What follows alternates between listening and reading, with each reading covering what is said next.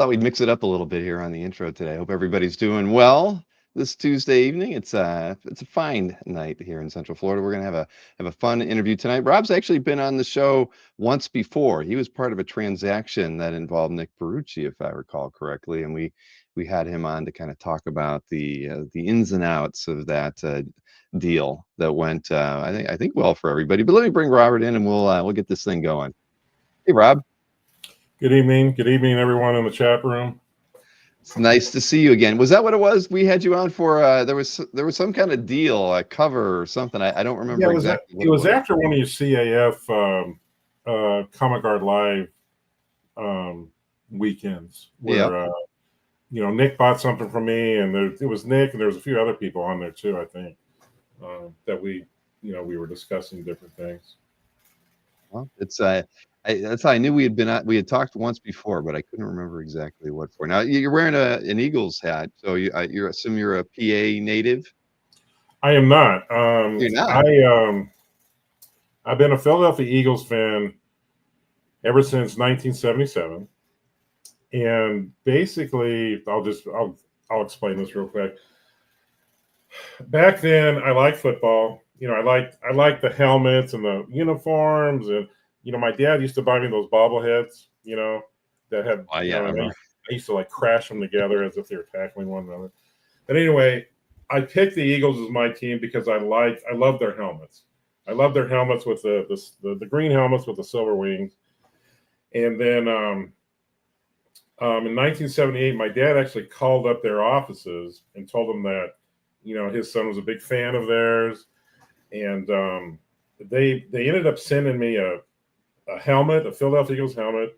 They sent me a jersey of my favorite player, Harold Carmichael, and they sent me all these. They had like a yearly almanac program of all the players and all the stats throughout the history. They sent me that and pictures of the players, and and it was it was just something that was very, very generous of them. And and back in the 70s, I doubt teams did that. I mean, that was pretty rare. So right. Well, they basically had me for life. And I know the Dallas Cowboys didn't do that for my brother. So your mom tried though, right? She thought if the Eagles will do it, maybe we can get the Cowboys to do it too, and it didn't work out. No, nope, it didn't work out for them. But everybody back then, everybody was a Cowboy fan because of the whole American team and everything. But I remember. As an Eagles fan, I couldn't stand the Cowboys. Still can't. America's team, right? Yeah. All right. So anyway, that's I've been an Eagles fan ever since. So I'm not a bandwagoner. Well, that's good. You're not a Chargers fan though. No, I mean I don't dislike the Chargers, but I'm not really. I've never really gotten into the Chargers. No, it's not a. Usually, Bill, once I pick a team, then I'm pretty loyal. So. Well, I'm a Browns fan, so I got a lot to lament. But our helmets are definitely not as nice as the Eagles. Which one? Who's your team? The Browns. So they just God. We're talking about long-suffering fans. Yeah, trust me. Yeah. We don't have a World Series yet either. So yeah, it is what it is. You got the basketball championship a few years. Thank God for LeBron. Yeah. Yeah.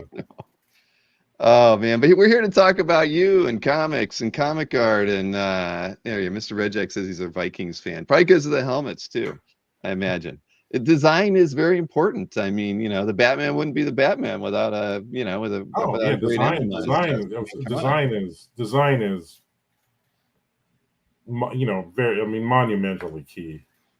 Somebody's asking, is that a lamb boo behind Robert? That's a Bumble. That's actually abominable snowman from Rudolph. There cartoon. You go. Bounce says Mr. Rejek. He knew what it was. That's a Sting 40x60 poster. A very good movie. Yeah. All right. Well, let's talk about you now. We obviously, it was great to have that photograph of you and Bob Kane. Bob Kane, his name comes up every once in a while on the show and in the chat. But I can't imagine that that's the beginning of your journey into comics, right? I mean, or you're going to tell me that Bob Kane made you a comic? No. I mean, I was born in 1967, and I obviously I don't remember the 60s, but going into the 70s as a young boy, I remember I was a dinosaurs. I was into dinosaurs probably first, the dinosaur thing, and then I switched to the Creature from the Black Lagoon, and then my dad started buying me comic books from the local 7-Elevens. He'd actually go in there and he'd hold them up to he'd pull them off the stand and hold them up to the window, and we'd say either yes or no. They wouldn't let you in the 7-Eleven? Yeah, at the 7-Eleven, yeah. But no, but he'd have to hold them up to the window to show them to you? Yeah. Because you were in the car. He wouldn't let us go. A lot of times he wouldn't let us go in. The But we candy also aisle was always attractive. Do you remember the Slurpee cups they had? Of course. That was when they were having those Slurpee cups, and so we started collecting the Slurpee cups. Okay, and one time my dad went in to get his Slurpees, and there was like a cockroach running around in the 7-Eleven. So he started. He wouldn't buy us the Slurpees anymore. He'd just buy us the cups. He says, "No, you can't eat the Slurpees, but you can have the cups." So and then I start, and a lot of the DC and Marvel back then, they were doing a lot of merchandising on the Slurpee cups. I had the Batman T-shirt by Neil Adams where he's running. Of course. I had those folders that you take to school that had like the Marvel covers on them. I remember one of them. There was an Avengers one. There was an Avengers. I remember the FF-159 by Buckler, the gray one with the thing. I had that. I had we would get the action figures from Toys R Us. Mm-hmm. We had those, and so it was a whole gambit of collectibles how we started. And then like I was showing you before, in 1977 my mom took me to a local bookstore and she bought me this book.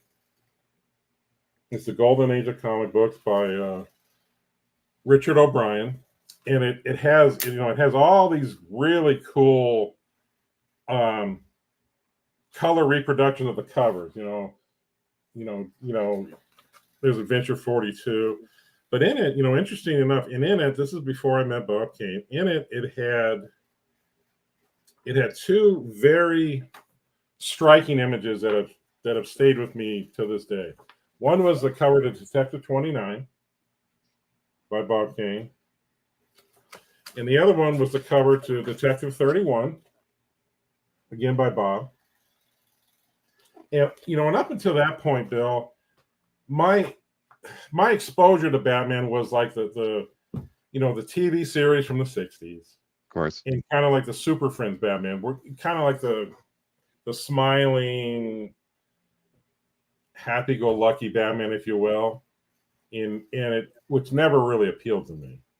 Okay, but when I saw those two covers and how Bob drew those covers and how he presented Batman as this really just dark, mysterious, just manhunter of the Twilight, I was just mesmerized by it. I just thought it was I said, oh my God, I've never seen Batman like this. I didn't know this was Batman. Mm-hmm. And then around the same time, those were 1977, around the same time I discovered Pacific Comics on Cass Street. We knew Steve Shane. Steve Shane was the one we usually dealt with. And my dad would take me down there probably weekly. And, he would just drop me off for an hour and I'd just go through the boxes and the bins and, put a stack together and he'd buy me some comic books. And, at that time, besides the Spider-Man and whatnot, I was a big Hulk fan back then. Incredible Hulk. And I remember one day I went into Pacific Comics and they had Hulk 1 through 6 in the case right in front. And I was like, oh my God, Hulk 1 through 6. I can't believe it. So I actually got on. I asked him to use the phone. I got on the phone and talked to him. I said, Dad, they got Hulk 1 through 6. So my dad came down and he bought me those. He did. Oh yeah, he bought me the whole set. And I think the one was maybe like $80 or something, for a VG plus copy. But he bought me the whole set, and I was just in hog heaven at that point. It wasn't your birthday. It wasn't anything No, special. no, my dad. Wow. No, my dad was very. He was a very generous man, and he supported. He supported me in my my comic book endeavor, because I mean, comic books is how I learned to read, Bill. I mean, when you're a boy, the last thing you're going to do is pick up a novel and just start reading. And I remember I was looking at comics before I could even read. I would just look at the pictures, try to try to figure out what was going on. But that's how I learned. Comic books is how I learned to read. Well, and credit to my mom. My mom. She never threw away any of my comics. And she always she knew they were valuable, and she knew how much they meant to me. So she never, she was very respectful in that sense, where she would never throw anything out unless talking to me first. Wow. Well, I know that from that one picture that we showed for the show graphic, you had a Hulk T-shirt on right there with Bob Kane. Yeah, so clearly you were a Hulk fan. I was going to Hulk. ask you about that. Yeah, I was a big Hulk fan back then. Yeah, I mean, I was reading the Hulk 1 and 2 and up, and the Tales to Astonish stories, and Hulk was my favorite back then. Yeah. Well, that's a classic T-shirt you have on. I don't even think I was fortunate enough to have one of those, or the Thing, right? The Thing had a shirt as well. And the Hulk T-shirt. I think somebody on CAF actually has the art to that. I think I have seen that one out there. Yeah. Well, that's awesome. But so how does this all lead to I guess to 1978 and and the opportunity to even okay. run into the guy? Obviously by this time, with that golden age of comic books book, and also the book I told you about, the Great Golden Age Heroes by Julius Pfeiffer, I guess is how you pronounce it. Yeah, I think that was. That introduced me to the golden age, and it opened up a whole nother world of that you never even knew about. You're like, whoa, what you talking about? Comic books go back to the 30s, and so I was a regular customer at Pacific Comics, and I remember I bought my first guide. I think it was number 8, the one with the torchy cover on it, by Bill Ward. That was my first. And they were telling me about the San Diego Comic Con, and because by that time I wanted Detective 29 and 31. I was like, I got to find a Detective 29 and 31. So they were saying, well, you need to go to the San Diego Comic Con, and someone will probably have it there. So my first San Diego Comic Con was 1978. It was held at the El Cortez Hotel downtown for the last time, and Bob Kane was one of the guests of honor. But I did not meet Bob there. Okay.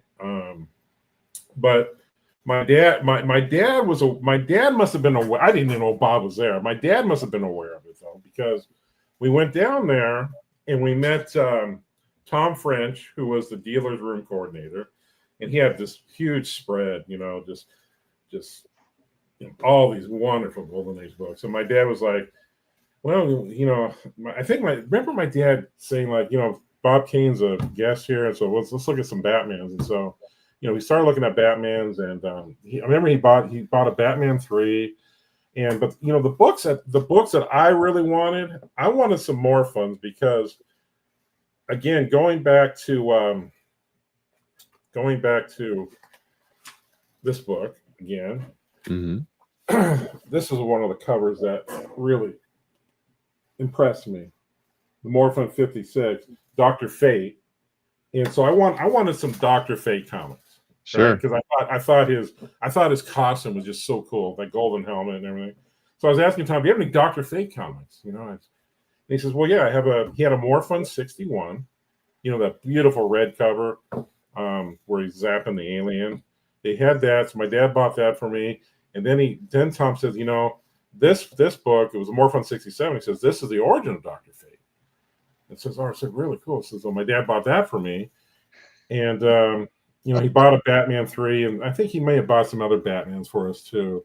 But, so that was, and I remember going around, the room was it was in the, I want to say it was in the Montezuma room or something. I think they had 5,000 attendees, which was a big deal back then. Sure. And I remember I was going around the different deals. You got a Detective 29? And you're like, no, are you kidding me?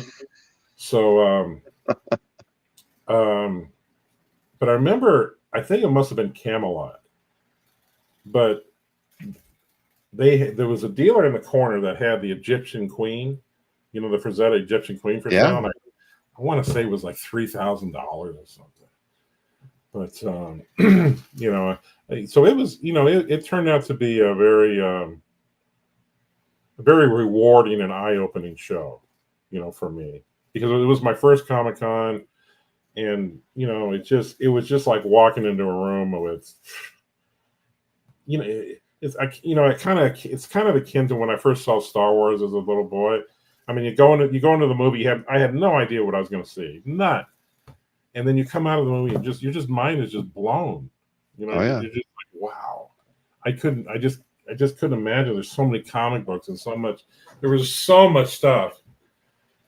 And then I only was able to go to like a Creation Con, around that same time, 78, 79, because I was in the near the Cleveland area, and I could only dream about going to San Diego, and here you went.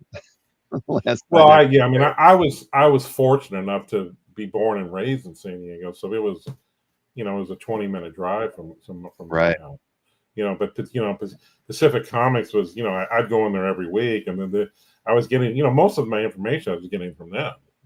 So here's the price guide of all the old books, and you need to go to the San Diego Comic-Con, and so they were very helpful in that way. So, and then what happened was the Comic-Con ended, and then at the time I was playing soccer. I was a competitive soccer player, and then there was a segment that came on the news. It was either Channel 10 or 8, I don't remember, but it says, Bob Kane, the creator of Batman, is holding a one-man showing at the Old Town Circle Gallery in Old Town, and that was the invite. And so, my parents were showing it to me, and I said, well, Dad, Dad, can we go down there? Can you take me down there? He's like, I'll tell you what, if you score 5 goals in your scrimmage, then I'll take you down there. So luckily for me, I ended up scoring 7 goals. And so we went down there, and we met the woman there. Her name was, I believe it was Barbara Cox. I think is her name on the invite there? I don't see her. Yeah, Barbara Cox, gallery there director. It is. You're right, gallery director. Okay. Yeah, so we met Barbara, and we were, and it was, he had a lot of stuff down there, and then Bob walked in, and we just started talking. You got to remember, this is late 70s, Bill. I mean, this is different time, and so we started talking, and then we, my dad bought one of those pieces I sent you. It was a watercolor by Bob. No, not that one. Let's see. He did that for us at our house. It's a face. It's a close. It's a face. Just a headshot of Batman. I don't know if I have that one. I'll dig around. I didn't load it up into the studio if I have it. Okay. So he did. Anyway, he did this while you were at the opening. No. It was up on the wall. It was up on the wall. But it was, it wasn't cartoony. It was a nice, I'm hesitant to say realistic, but a more serious look of Batman. And I'm trying to think if I can find it real quick for you. It was a more serious look, and my dad bought that for I think it was like $250 or something. And then was that a piece that was actually on the wall during the show? Yeah, it was on the wall. Yeah, it was on the wall. And maybe I didn't send it to you. It was on the wall. He bought that. We bought that off the wall, and we also bought the Batman over Castle lithograph from him. And then, but we ended up talking. Then we ended up going to lunch at I think it was Casa dei Bandini, which was a local restaurant right there in Old Town. And we just because I was already fascinated with the early Batman, and I had gotten the famous first edition of Detective 27, so I had read the first Batman story, and I was fascinated with the wings. I just loved the way he would draw the wings, on Batman, because I've never seen that before. And so, we were talking, and I remember Bob was he did a sketch for me on a Casa de Bandini orange napkin of Batman with wings, swinging down. And then he did a sketch for my brother of Batman and Robin's head. He was always sketching, always. I mean, the guy was always drawing. And so we just, I don't remember. We just hit it off, and then I just invited him to come stay with us. See, you want to come over and stay with us? He said, sure. So he came over and he stayed with us for a week, and this is surreal, well, like I said, you got to remember, Bill, it was the late 70s, and I don't know if you remember the 70s, but things were just looser back then. They weren't quite as, But like Barbara at the gallery, she didn't have a nice hotel set up for him. She may have, but I don't know. But I know this. I know, remember whether I don't know if he was there on the Khan's dime or on Barbara's dime. I don't know. But I do know, I remember my dad telling me that he told my dad at least that point in his career, he didn't really have any money. He just, he was just kind of going day to day, month to month. Mm-hmm. I don't know how much, I don't know if that means if he, if he had 5,000 or 50,000 or 100, I don't know. But I just know he had told my dad he really doesn't have much money. And so anyway, it came about where, we hit it off and we invited him to stay, and he came over. He stayed with us for a week, and he did all sorts of those blue. He was doing a lot of blue wash sketching and then putting blue wash on the sketches and whatnot. That was his big thing because it was quick. And he did a lot of free sketches for me, like my mom's friends and stuff. I remember he did a Batgirl for my mom's best friend's daughter, and he did sketches for my brother. He did sketches for me. I mean, I kind of chuckle when I hear a lot of people, bash Bob about how he couldn't draw and he always had to have a ghost and he never wanted to do nothing. And I just sit back and say, well, that's not what I experienced. What I experienced was the guy was always drawing. He had a command of different mediums because I saw him draw, I saw him paint, I saw him watercolor, gouache, chalk, pastels, sure, all sorts of stuff. And I saw him do it. I mean, right in front of my face, I saw him, and I watched him, and he was fast, man. I mean, he was very fast, and the man could draw Batman in his sleep. But my dad hired him to do that one big painting that I showed you. I think it was 20 by 30, Batman and Robin, and he took about 3.5, 4 days to do that, right in our living room. This is the first time he was staying with you, though, right? He did it during. Yeah. Wow. Yeah.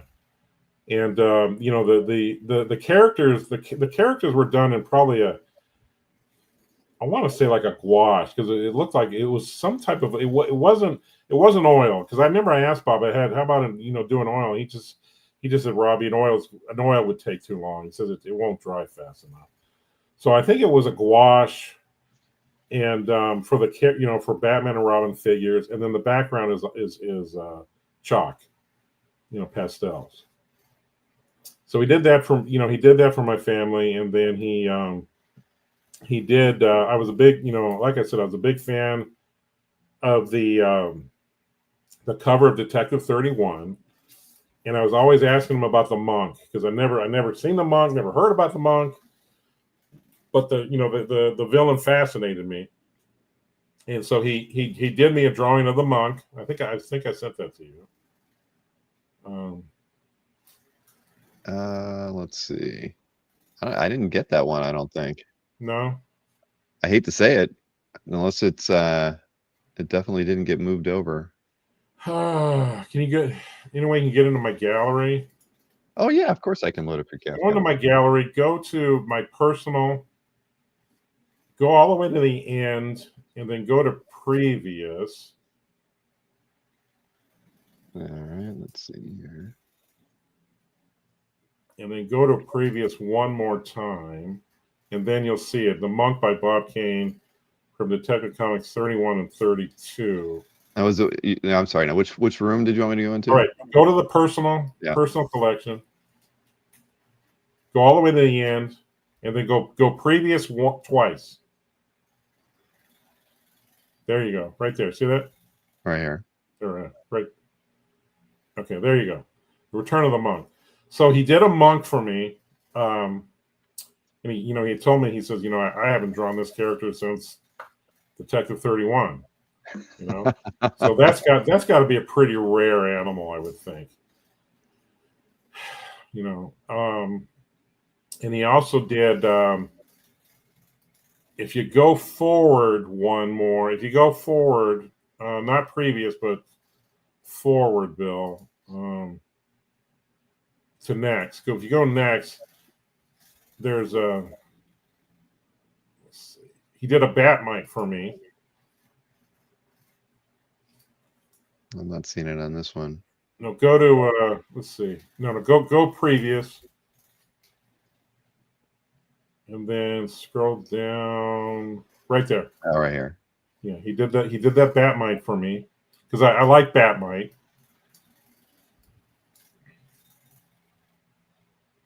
And then right before he left, he did what's, I would have to say, undoubtedly my favorite piece in my collection is I showed him the panel from Detective Comics 27 where Batman first appears on the rooftop. Right. And I said, "Would you draw this Batman for me?" And so he drew. There you go. He drew that for me. And that's obviously it's a recreation from the very first appearance. That's why he calls it Batman #1 up in the upper left. Because it's the very first image of Batman ever done. And he did, and Bill, he did other. I mean, Bill, we ended up with so much Bob Kane art that my dad was actually giving it away at one point. I know that's hard. You had so much art, you didn't know what to do with it. Oh, we had so much Bob Kane art, we didn't know what to do with it. Oh man. So the people that say he couldn't draw or he didn't draw, and he never did nothing. I really take issue with those opinions, because the guy could definitely draw, without a doubt. And at this point, Bill, he had full command of his skills. His skills were not waning at all. Do you still have that the painting that your dad? I don't. I mistakenly I traded. I sold it with this. It was a cash and trade deal many years ago. Every time I think about it, I kick myself. But what are you going to do? Well, we all make mistakes, right? Yeah, we all have regrets in this hobby. That's for sure. Yeah. Well, that's too bad. But so technically, then the Bob Kane pieces were your first collected artworks. I mean, or did you get anything when you were at the El Cortez that first trip to San Diego? No, because at that point I was more mainly into the comic books themselves. Yeah. Probably, yeah. I wouldn't. I can't think of anything. Any earlier artwork. I do remember as Bob, my dad and I asked Bob if he had any of his original art from those early days, and I remember Bob telling us that. He said I had a bunch of stuff, but he said my ex-wife put it into a pile and lit it on fire. I said, well, okay. Oh man, never get divorced if you're a comic book artist. I guess terrible stories. But I also remember he was telling us even back then in '78, because this is this is right at the time. I don't remember, when did the Superman movie come out? Was it early in the year or in the middle? I don't remember. But I I think the don't Superman movie had know come what out, part of the year that came out.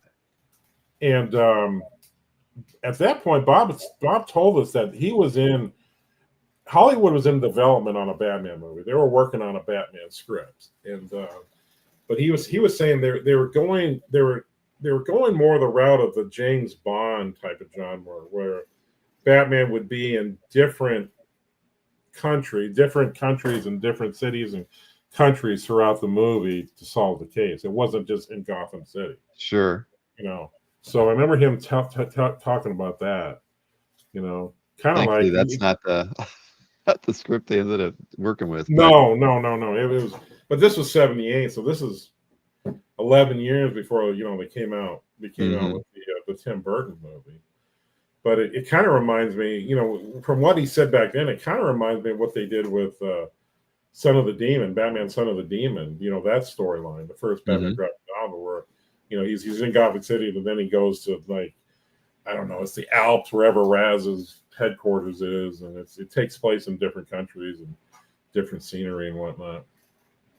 So if those pieces were your first art pieces for it's collected stuff, and you still have them, then what's the next piece of art you pick up, and when? Oh, after that?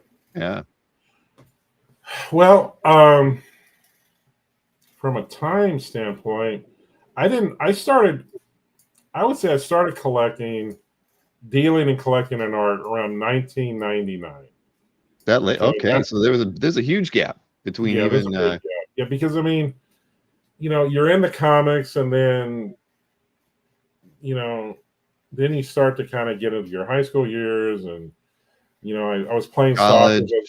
girls. Yeah, well, I was playing soccer, and I was starting to get into girls, and that sort of thing. And so I got out of it for a while, but then I started getting back into it around '88 when I went to USC, because that's when I went to the San Diego Comic. I started going to San Diego Comic Con again, and I've pretty much been into it ever since. But I was into the Golden Age and Silver Age books. It wasn't until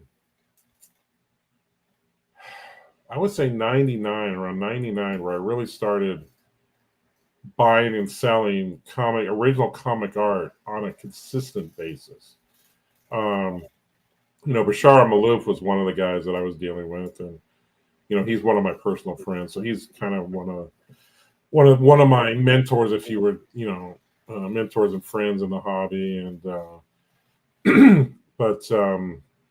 and so I've owned a lot of stuff, sold a lot of stuff, but right around, and I remember that my first two pages were really ironically enough, they were Neil Adams Brave and Bold pages from I think it was Brave and Bold '79. It was a team up with Deadman. So those are like my first two comic book pages, and after that, I just started. Bill, I just started. It just whatever.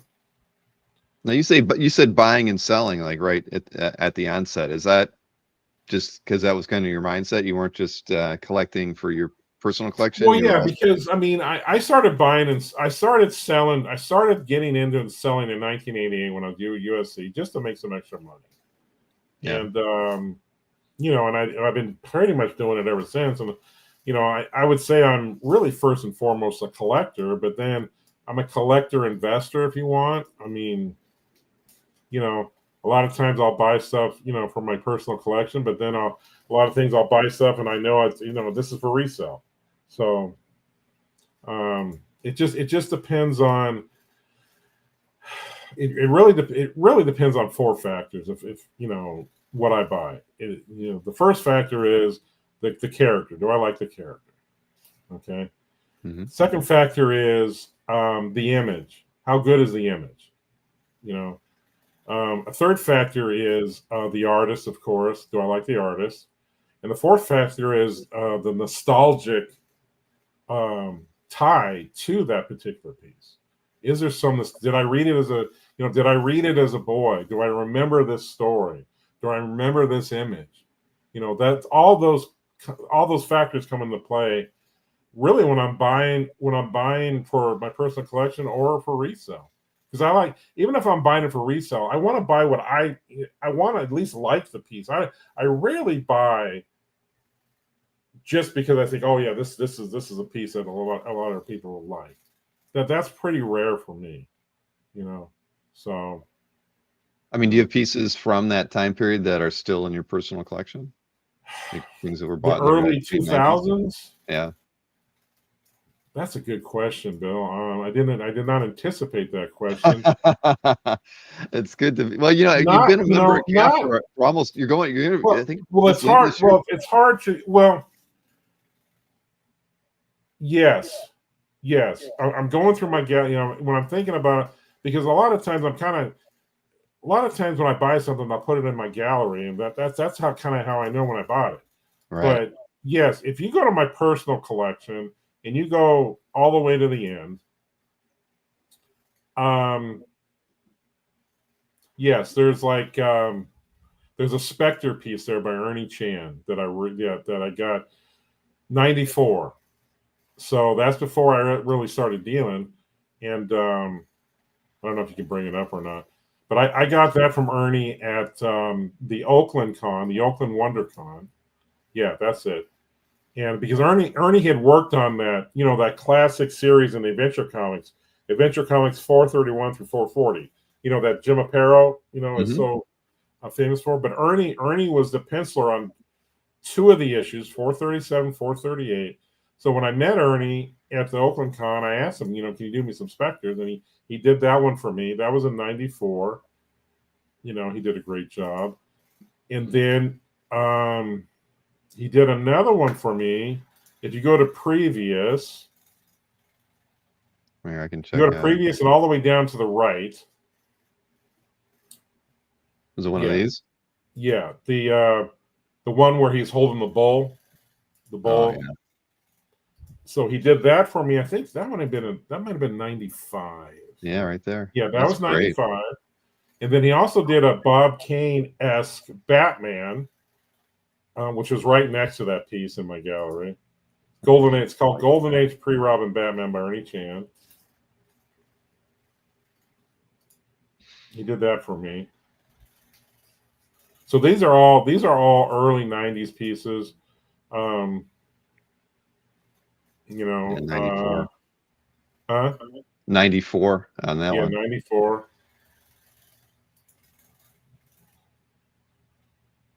But if So you yeah, notice, you've held on to some stuff. yeah, but you notice none of this stuff is not published pieces. These are commission pieces. Hmm. There's another piece in the gallery there. There's another piece in the gallery there. If you go back, go up a little bit. Who was the artist? Paul Norris. Let's see. Paul Norris. Yeah. Now I met Paul. God, when did I meet Paul? I want to say this was early 90s. I don't think this one's dated, but this had to be early 90s, 93, 94, somewhere around that. And I remember Shell Door. We used to have dinners from the. You remember the comic book marketplace by Gary Carter? Oh yeah. Yeah, we used to have dinners, get-togethers of, it was like 10, 15 people, whatever it was. But anyway, Shell Dorf came to one of them, and he was saying how he was talking to Paul Norris, and I said, well, would Paul be interested in doing a piece? Because I said I loved Aquaman. I mean, when I was watching the Aquaman cartoons as a little boy, and so what I did was I gave Paul the cover to, I think it's Secret Origins #7, which was done by, I believe, by Nick Cardy. Okay, but I really liked the pose of Aquaman on the dolphin swimming right at the reader, and so Paul did this for me, and I thought it came out really nice. Yeah. I haven't heard anybody talk about the marketplace in a long time. Yeah, That well, was, that was a big deal back then in the early 90s. yeah, I mean, when I started collecting, yeah, it's yeah, that's something that didn't engage a lot with it, but it was out there. Yeah, it was something we all really looked forward to. And obviously Gary at the time lived in Coronado, so we'd meet maybe, I don't know, once a month or something, and Mm-hmm. it would be Gary and Tom French and Michael Naiman and different people from San Diego, and we'd have dinner and just talk about the new issue and artwork and comics and the whole. It was fun, it was a fun time. So what back onto those chans, because I don't think we have those aren't any pieces that you selected for us to talk about. So you've held onto those the longest. Now Ernie, there's a lot of work by Ernie out there. Those ones you kept them because they were done for you and they were Well, yeah, they were done for places. me. Yeah, well, he did other ones for me, but these were the ones that I liked the most. I had another one, but I actually gave it away to Michael Browning many years ago. I don't think I have it on. Yes, I don't think I have it on my site anymore. But it was the Spectre, a car coming at the Spectre, and he's reaching out for it. But like I said, that Spectre artwork from that adventure series is one of my it's one of my all-time favorite comic books ever published. And Ernie just happened to be there, and we heard it off, and I talked to him, and I just said, yeah, and he was, I don't even remember how much they were, but they were very reasonable. Sure. And I he was keep going doing a back. great job. This is so Yeah, nice. I yeah, have to say, great piece. it And really is. Like, and it's fully, fully beautiful. water, it's pen and ink, full watercolor. I mean, you can't beat that. Jeez. Heck no. And I also, some of my early stuff would be what's on that same page is there's a Batmite on Bat Hound that Shelley Moldoff did for me for my 25th birthday. That had to be 90. What was that? 92, maybe. Yeah. So I had met Shelley, and I talked, and Shelley was actually Bob's first. He was Bob Kane's first assistant. Way back in those early pre-Robin detectives. And so, I asked Shelley if he would. I had him do me a Hawkman, but I also had him. I said, Shelley, I want something really special for my for my 25th birthday. I would like a Batmite riding Batham, and because Shelley was I believe he was a co-creator of both those characters, and this is what he did for me, and he added that whole. Normally he doesn't put a full background like that, but he did that just because of my birthday, and I thought it came out really nice. No, it's fantastic. Yeah. Now, is this in a portfolio or is it on the wall? Oh no, most of the stuff is in portfolios and put away, because I just don't want the light to hit it, Bill, because the light will just fade these things. Of course. But so I knew. I knew I was fortunate enough. As you know, I met and spent a good amount of time with Bob Kane, and I knew Shelley. I knew Shelley. I'd always go to dinner with Shelley when he came out to the San Diego Comic Con. Bought multiple pieces from him, and I also knew. If you go all the way to the end, I also knew Craig Flessel. And I met Craig. Oh God, I want to say I met Craig at the Christie's auction in '94, but Craig and his wife Marie. But Craig did several pieces for me back in the early. Yeah, so if you see those are all Craig's. Yeah, well you search under Craig Flessel. So basically, I'm looking at that Sandman in the bottom right. Craig did that for me, and he also did those two, the Adventure 40 and 42 cover for me, and he did. He did. I remember I was also in that's my favorite adventure cover, the 42. Yeah, I remember I was also in contact with Vince Sullivan. And I was trying to get Vince to do a recreation of Detective One for me, but at the point he was just too old. He says, "Rob, I just can't. I don't have the facilities to do it." He asked Craig to do it. So basically, Craig did the recreation of the Detective One cover for me, and he signed it Vince. If you can see it, he signed it Vince Sullivan, but then he put his initial CF94 in the bottom left.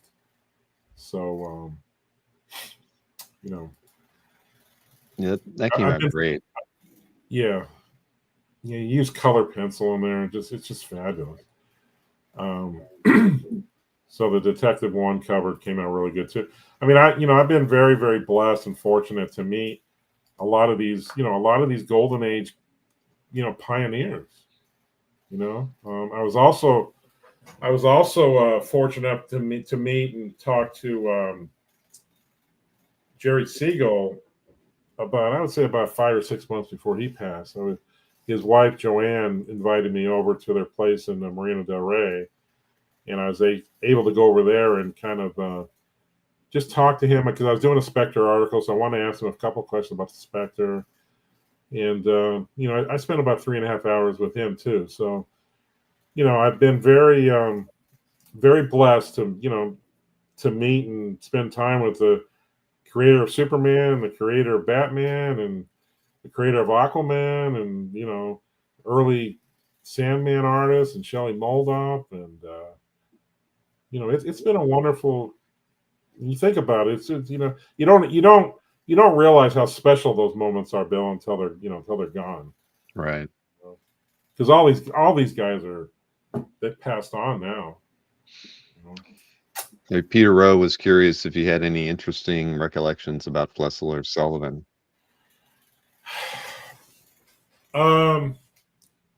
Craig was a jokester. I mean, he was, he had a very good sense of humor. His wife Maria is very nice. I remember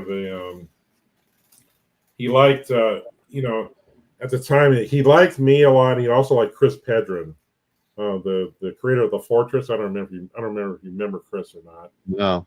But I remember he invited Chris and I over to his house, but we just didn't, we didn't have the time to go over there. But and then I remember Craig and his wife Marie actually came out to one of the WonderCons because I think he had family out there. So just very fond memories of Craig and Vincent. Vince, I talked to Vince several times. He was a very nice man. I remember he did we did Phil Barnhart and I did like a lithograph of Detective One cover, and we had Vincent sign like 100 of them or whatever we did. So he was kind enough to do that for us too.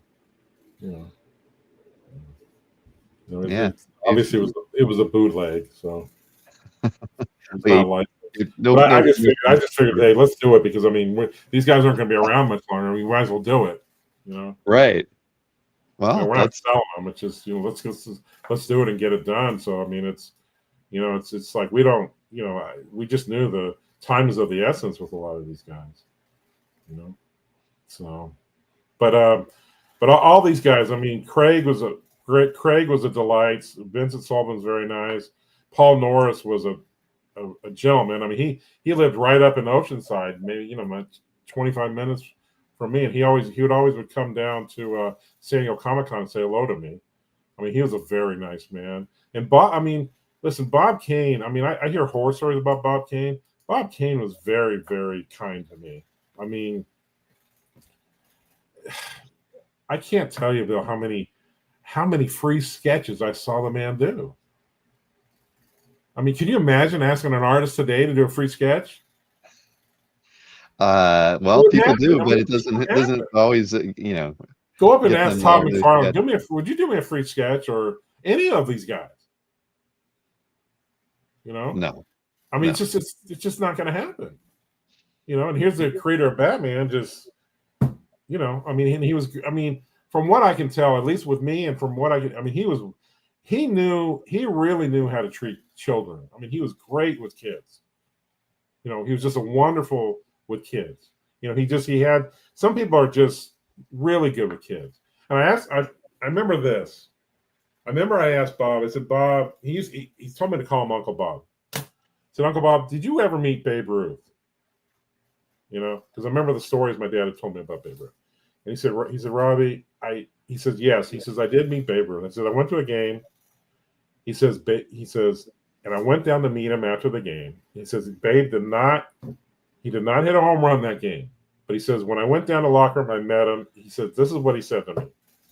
He said, kid, when you come up to the plate, swing with all your might. He says, yes, you're going to strike out a lot, but you're also going to hit a hell of a lot of balls out of the ballpark. Did you carry that on and like ask him about other sports figures or important? No, not really. I mean, just Babe Ruth. Babe Ruth was a towering figure, and I just knowing that he was from New York and they played for the Yankees. Yeah, I just did you ever happen to meet Babe Ruth? So I just remember that. I just remember him telling us that story. So. Well, I mean, the biggest problem with Bob's stuff is all the fake drawings that are out there. I mean, the stuff you see on eBay and everything. Well, I mean, a lot of people say these things are fake, and they may be, Bill. But I don't know. What I can say though is, from a personal experience, at least from the late '70s, I saw him draw in all different mediums. I saw him draw. I saw him paint. I know that the guy could. I mean, knock him out. Now, these later drawings from like the early '90s and whatnot, when he started to get up in age, they're not very good looking. But I remember Jerry Jacobs telling me. Jerry Jacobs came out. He was a comic collector who knew Bob. He came out to one of the Shrine shows because Bob was a guest there. Okay. And he wanted him to. He asked Bob to sign one of his comic books or whatever it was. And I remember Jerry telling me, he said, Rob, if I didn't witness it, I wouldn't believe it. He said the signature was so bad. So when you start getting later down the line, in the the mid to late '80s and in the '90s, a lot of the stuff. Yeah, it may look fake, but it could be real because he just wasn't. I don't think he had the skills at that point.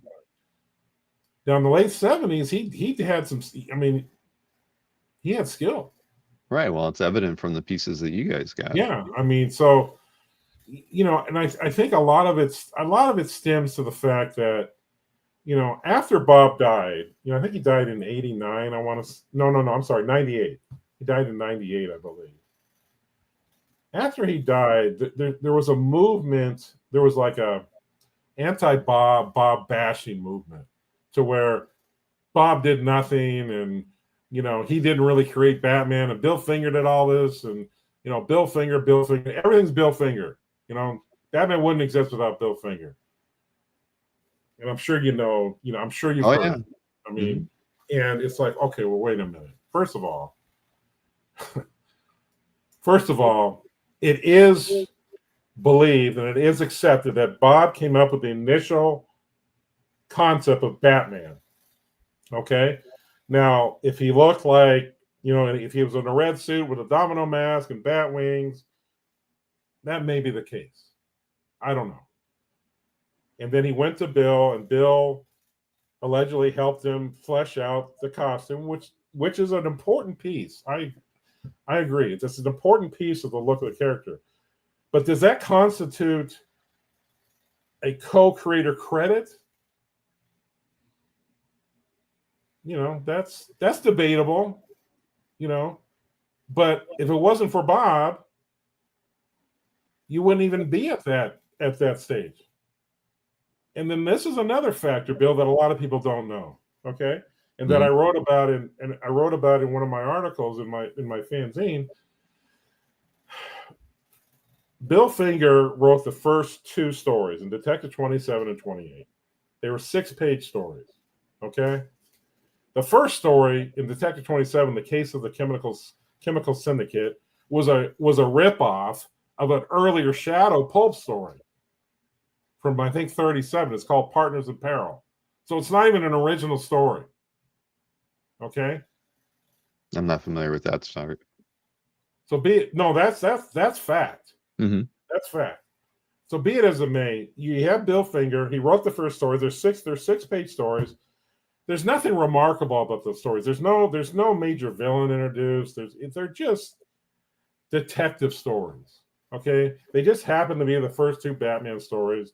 Okay, fine. But after Detective 28, Bill Finger drops off the scene. Okay, he flakes off, which was a notable character flaw of the man, that he just wasn't very reliable, and he was, he's flaky. Okay, so Bob has to go to Vincent Sullivan in an emergency and say, hey, I need a script, because you got to remember, they had slotted Batman for Detective Comics, and he had the opening highlighted slot. Okay, but you got to keep producing stories, and Bob knew that. If you don't keep producing stories, he's just going to fall off the map, and there may never be a Batman. So Vincent Sullivan turns to Gardner Fox and says, we need stories. And Gardner Fox was a creative dynamo. He could just write and write and write. Okay? And it was Gardner Fox who took over with Detective 29, which is the Dr. Death storyline, which is the first named villain for Batman. And the story length increased from 6 to 10 pages. Okay, much better story. And this really introduced the Gothic look. That Detective 29 cover, which is fabulous. That's the first Gothic Batman. And that's not Bill Finger. That's Gardner Fox. And then you go into Detective 31 and 32, which is the Monk Saga, okay, which is another dark Gothic tale. Fantastic. Probably the best Batman story of the first year. Okay, and it has what's considered the greatest Batman, not only the greatest Batman cover of all time, but possibly the greatest Golden Age cover of all time. It's hard to argue it. It's... And that's Bob and Gardner there. Yeah. And so they're the ones that really introduced the Gothic Batman look. Okay. Gardner kept the stories going. Without Gardner, Batman could have gone off in a puff of smoke. We may never have, never gotten anywhere. Mm-hmm. So all this Bill Finger talk, it's like, yeah, but thank God for Gardner Fox, because without him, he saved Batman, because he wrote at least the next 6 issues. And the Monk, interesting enough, whereas Dr. Death is the first named villain, which is noted in the guide, the Monk is the first costume supervillain.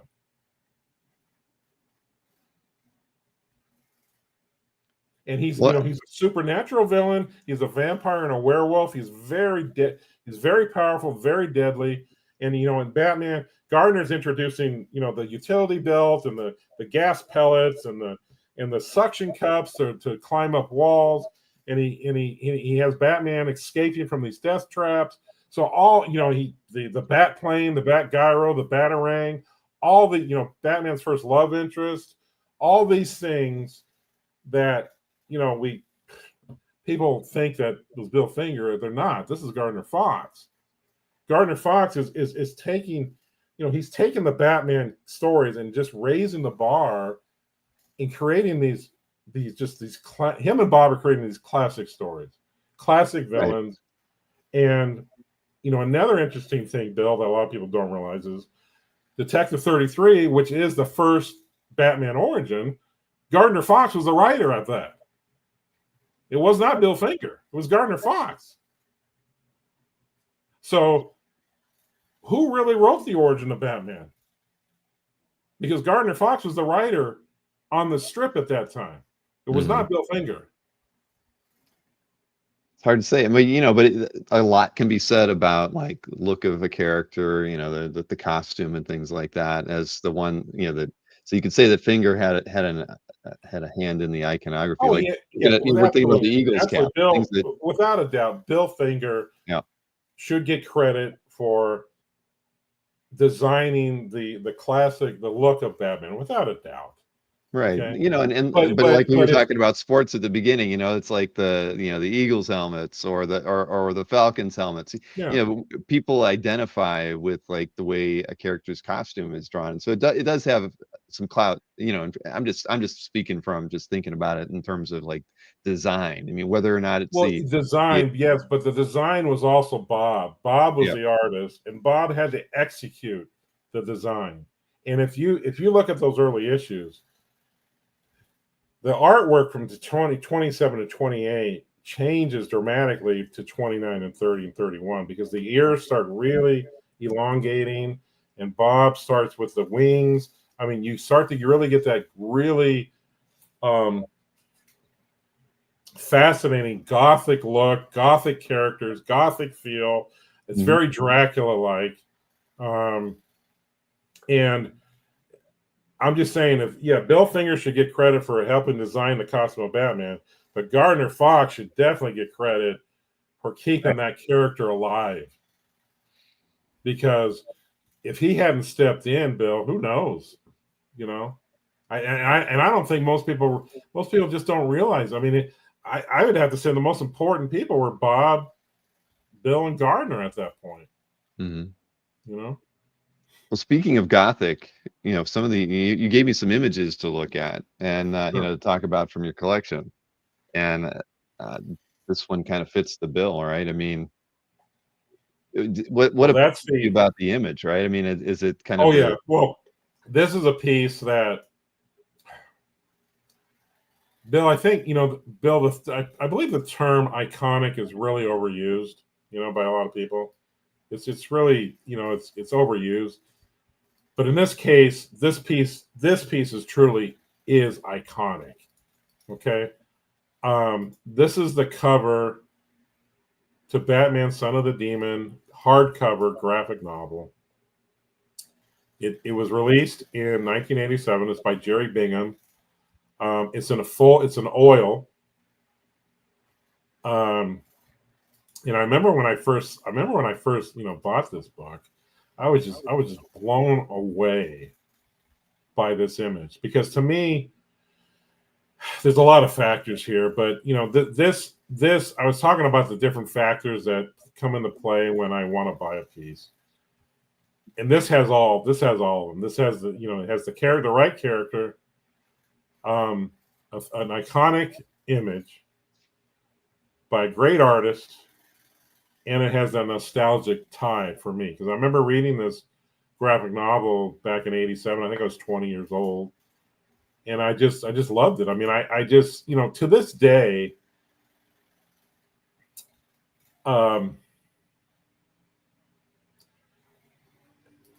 this is usually to this day, I believe that this, when you're comparing this to Dark Knight Returns and Killing Joke, okay, to me, Batman Son of the Demon is a superior story with superior artwork. I think it's better than either one of those two, in my opinion.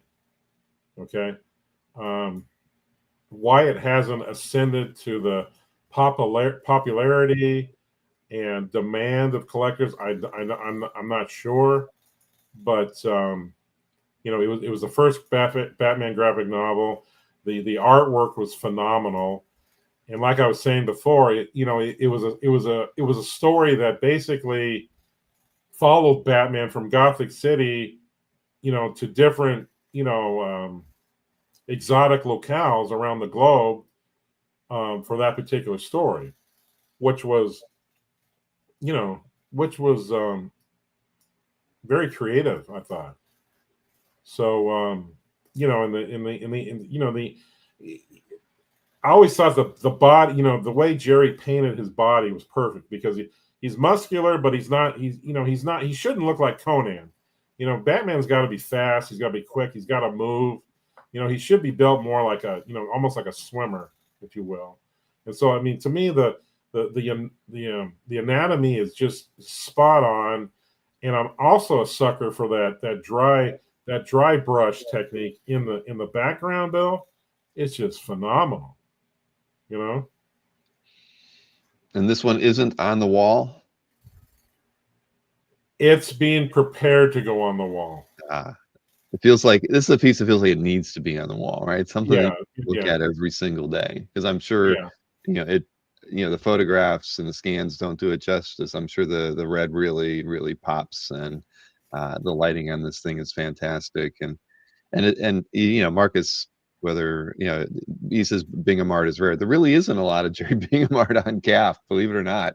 There's not even 400 pieces of his stuff on the site, and not all of it's published, of course. So it's kind of interesting that there isn't that much. Well, it's an interesting piece because Bill, when I got it directly from Jerry, but at the time I couldn't keep it because I couldn't afford it. So I sold it to Bashara, and then he kept it for a year. Then he sold it to one of his clients, and then I don't know, probably 10 years after that, I bought it back from him.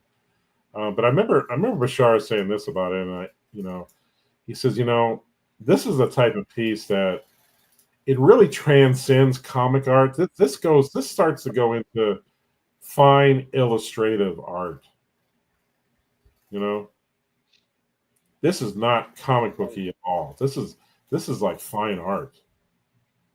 I mean, it's just remarkable, and I just love it. No, it was kind of the right era, right? This was around 87, 88. 87, yeah, this was released in 87. Yeah. Okay. Yeah, I mean, it's just when you started first seeing painted comic book covers. I mean, things that weren't the norm. Right. You started seeing, and so yeah, I mean, it's cool that something like this even exists. Yeah. In your collection, and you sold it, and you got it back 10 years after the fact. That's always it always feels good when you can bring a piece back home after you had to let it go. Yeah, for a much larger price, but at least I finally got it back, thank God.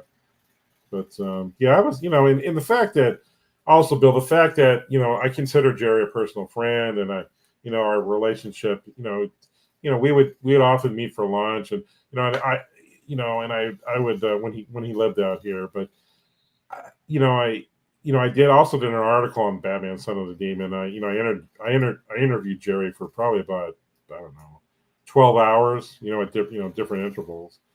And he was just a wonderful interviewee, and just a tremendous talent, and a really great guy. Wow, it's a fantastic piece. But moving on, I'm putting these in the order that I got them from you. Mm-hmm. But tell me about this piece.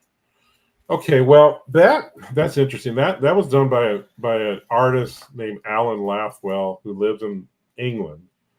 And basically, this is a traditional oil, okay?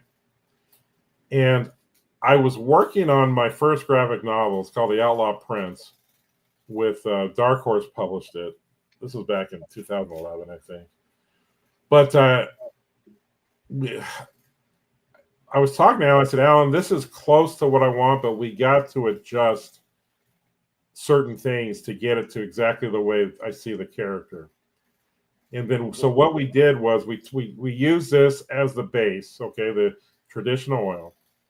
And Alan's also he's also a digital artist, a tremendous digital painter. And he ended up painting, changing this to, what the character in the graphic novel actually looks like. Yeah. So basically, he went in there, and I have no idea how he did this, Bill, but he put the poncho on, and put the wings on the helmet, and lengthened the hair, and so that all that's digital. but you can't even tell. I mean, it's, you know. Now, what was the art used for? You said it's It was used for the your, Outlaw your Prince name's on the graphic. book. It was used for the Outlaw Prince graphic novel, the hardcover edition. Mm-hmm. Okay, and it was published by Dark Horse in 2011.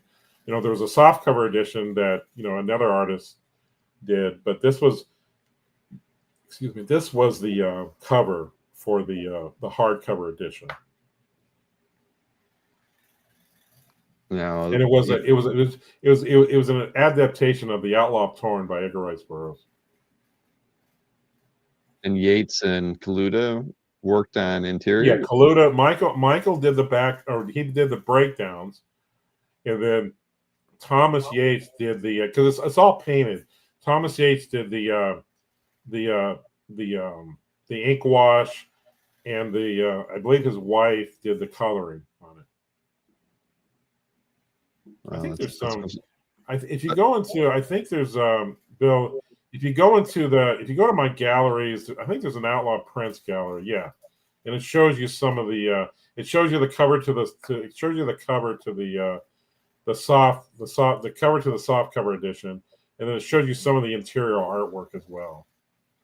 All right, let me see here. Okay, I see it. All right.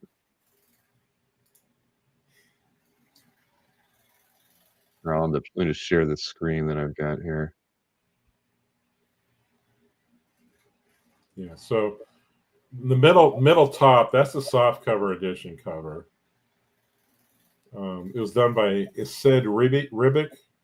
Oh, Assad Ribic, yeah, that's he did okay. he did the soft cover edition cover. Right, that's the soft cover there.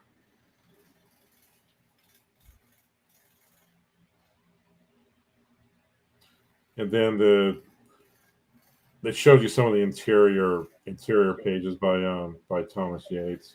Oh, here's like page 1. Yeah, that's the first. Yeah, the bottom. Yeah, that's page 1. So that's and it's all, like I said, it's all traditionally digitally. I'm sorry, traditionally painted. That's nice. Let's see. Here we go. Yeah. Huh. And was this the first book that you worked on? I mean, for your, Yeah, I did. Yeah, I was kind of working. I was working on that book simultaneously with my other graphic novel called Luna and Moonhunter. I was able to finish the Outlaw Prince first. Okay. Luna took me 8 years to finish.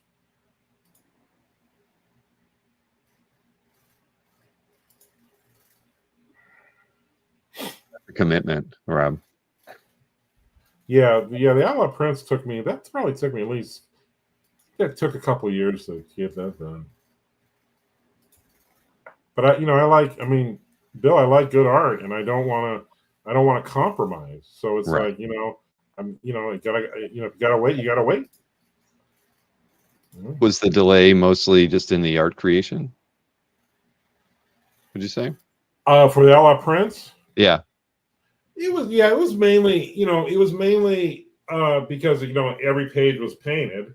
Right. It was fully painted, and then right towards the end, Thomas, he got another gig working on I think it was an Edgar Rice Burroughs. I think it was a John Carter Mars book or something. So that delayed it another 3 or 4 months. Okay. But yeah, so it's just as you know, Bill, it's very. I mean, doing artwork it's just very time consuming. Creating something. I mean, it was. I mean, I felt like I gave birth when I was done. I love Yates's work. I mean, this stuff is fantastic. Well, I told him I was going for that Hal Foster, Alex Raymond type of look, Mm-hmm. Since it was a medieval story. So, and he ended up. I think Thomas is doing. I think he's doing Hal Foster now for Whoever owns. I'm not Hal Foster. He's doing Prince Valiant. He's doing the Prince Valiant. Yeah, you're right. Yep, that is what he's working on. Yeah. Well, you mentioned the Luna book too, right? That's what this is from. Yeah, the Luna book. This was my second project I was working on. This is the cover by Buzz. This came out phenomenal. I was blown away. This was the cover to the soft cover edition, and it was this was an original creation of mine, and this is basically, I don't know if you have I think I sent you the black and white. This is black and white. Yeah, that's the printed version. The front and back cover, and that's the black and white. That's Buzz's ink wash work on it, and then Lucio Perillo did the digital paints, and like I said, I was just blown away by the final outcome. Yeah, and this is basically, yeah, it's just that. I mean, that's just fantastic. It's phenomenal work. But then I also had a hardcover edition. Did I send you the hardcover? Was that? Yeah. Okay. Yeah. So this is the hardcover edition. The front cover is to the right. That is Drew Posada. That's all digital. And he actually ended up, unfortunately, dying a few months after I hired him, because I had hired him to be the colorist. And this is one of the few pieces he actually got done for me before he passed away. So that's the cover. And then I licensed. I called up Bill Frazetta, and I licensed the Frank Frazetta. I think it's called Moon Wolf or Moon Wolf. I think it's called Moon Wolf from him for the for the back cover, because if there's a strong werewolf theme in the story itself. So I think we're going to swing over into some of your comic art here now, right? okay.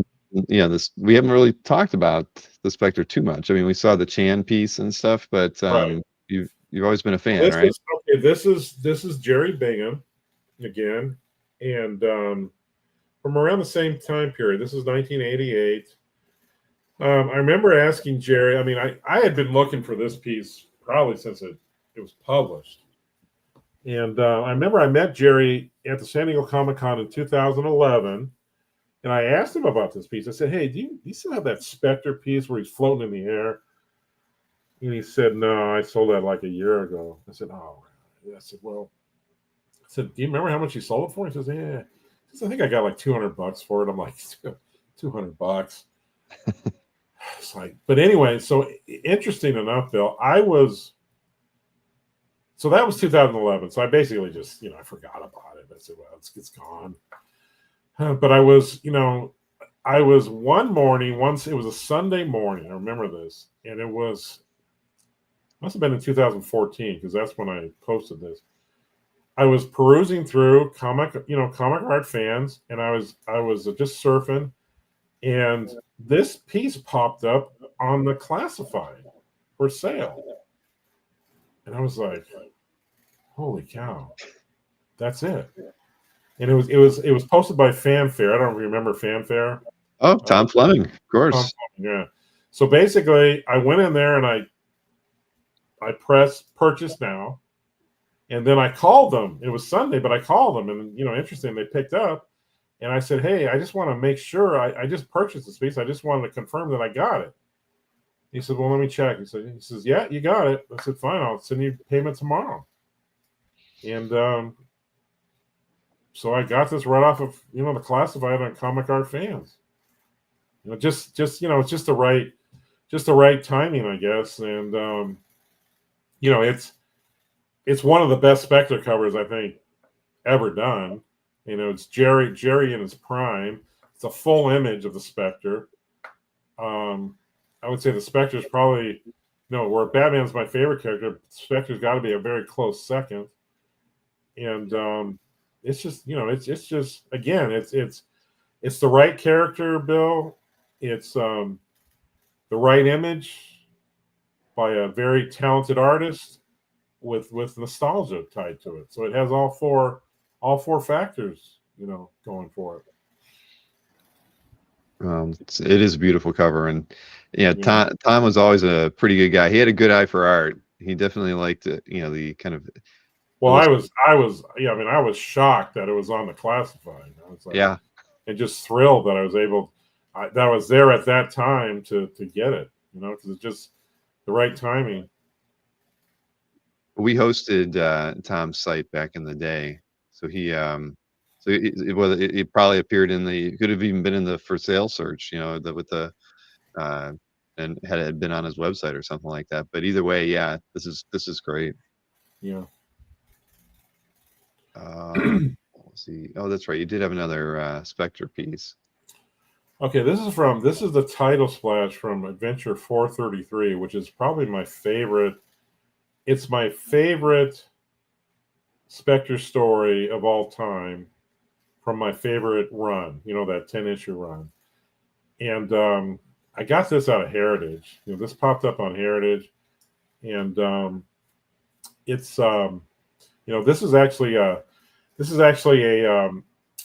more modern retelling of an old Golden Age story from More Fun 54, where it's about an evil Swami who's he's deceiving these women to get their monies, and one of the women's husband doesn't want to pay because he says the Swami's he's a quack, and then the Swami ends up having him murdered, and then the Spectre goes after him, and this along with the this title splash along with 439, I think are the two best title splashes of the run. And this one it's just so. I remember buying these issues from Pacific Comics out of the boxes and reading them and just being so blown away about how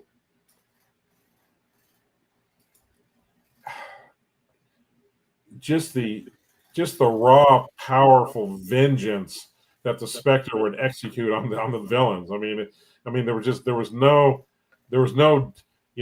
trial, no jury. It's just you're dead. And he would execute these guys in such ironic ways, because this particular one, the Swami was, he was deceiving his flock with his crystal ball, and then the Spectre, the Spectre explodes out of the crystal ball in the climactic scene and turns the Swami to crystal glass, and then he falls, and then shatters into like 1,000 pieces. So I mean, this is a story. This is one of my grails where I would like to be able to put the whole story together and the cover, if at all possible. Do you have any other pages from this story? I have one other page. I have I think it's a 13-page story. I have the page 12, which is the cover scene where he blasts out of the crystal ball. These are the only two pages that I've ever seen offered for sale, and I've never seen another page. But if anybody has them, I'd really like to buy them. All right, you heard it. Whereas this particular 10-issue run is my favorite Spectre stories. This is my favorite story out of that run. Wow. And it's such a great layout. You have a close up of the Spectre, and he has his hands around the crystal ball, and he's trapped the villain in the crystal ball, and it's just fantastic. Well, the hand lettering and everything too. I mean, just so much to the title page. And Aparo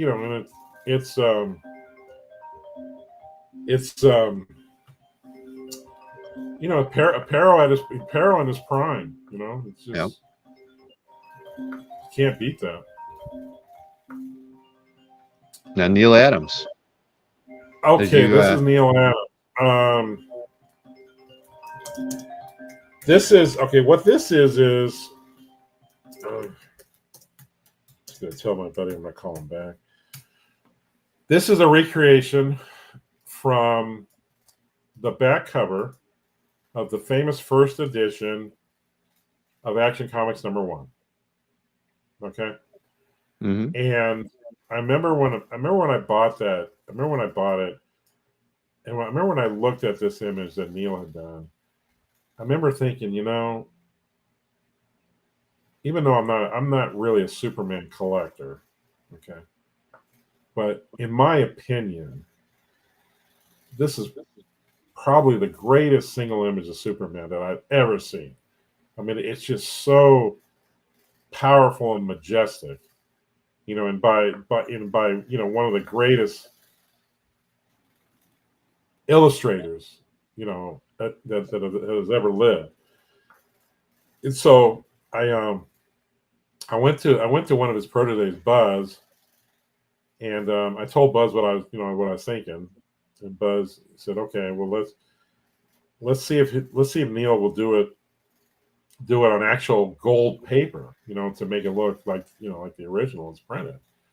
And so Neil basically he penciled it out and on gold paper, and then he used Buzz told me he used a quill ink pen to ink it, just like he did the original. The dip and draw, and then he went in for the highlights with some white paint on the highlights, and I thought it just came out spectacular. So, was this something that you had requested him to do, or is it something you saw that he had drawn? Yeah, No, done. I'd asked Buzz. I'd asked Buzz if he You would. did, yeah. That's right. So you said that he. Yeah, Okay, I that asked Buzz. Buzz if he would do a recreation of the back cover And he of went the all the famous and. edition. Yeah, so Buzz basically oversaw it, and it's it came out wonderful. I was very very pleased. He and Buzz worked closely a lot. I know that Buzz and he were very good friends, like family. Yeah, well, he's a tremendous artist himself, as you know. Well, is this? I was trying to look. Did you have other pieces by Adams in your CAF? It looks like you do have a couple other. Yeah, Uh, I have. let's see.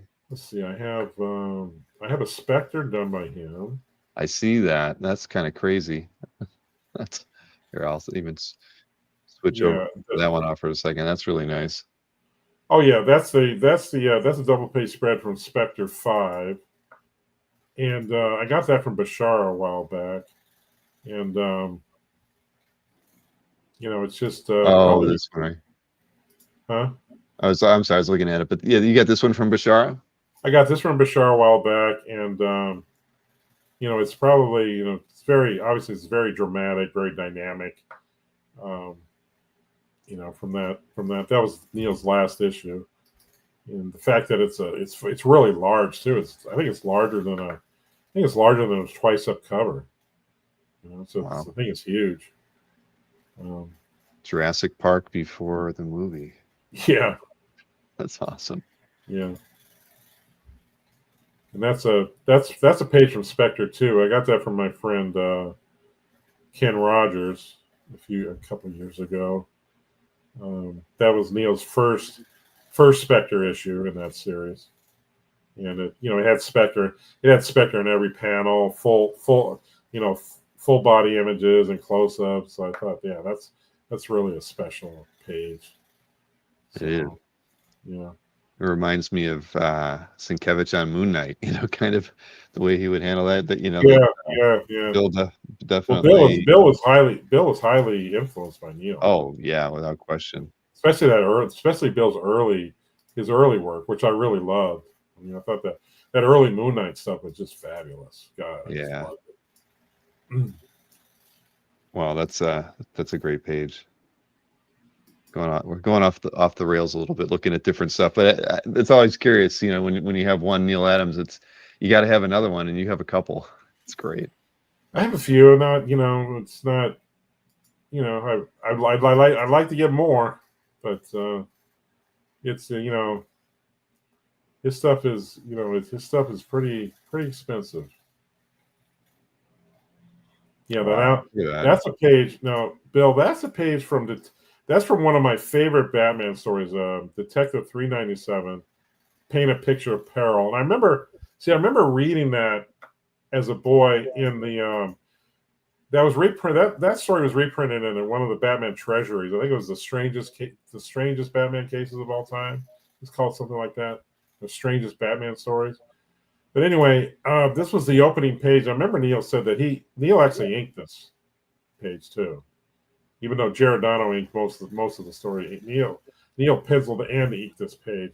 But the way the water's coming out of the snorkel in the first panel, and then the water's pouring off of the frogman in the second panel. I mean, it's just so exquisitely done, And there is a page I'm looking for from this book. I think it's page 3 where Batman that I'd like to get, but where Batman's standing on the dock, and Neil did a recreation of that. It's in the gallery. If you can find that. Excuse me. Let's see. Oh, this one here. Right there. Where Neil, this is a recreation of a panel from Detective 397, where Batman's confronting the Frogman, and he's not saying nothing. He's just standing there, just stoic and laconic. And I just remember reading that story and just said, man, that is so. That to me, that's hearkening back to the Bob Kane Batman, and Neil penciled that, and then Buzz finished, did the finishes. But that's one of my favorite all-time panels that Neil did. Never seen the original come up? Never seen it. No. I'm sure it exists because I have had a couple pages from that issue.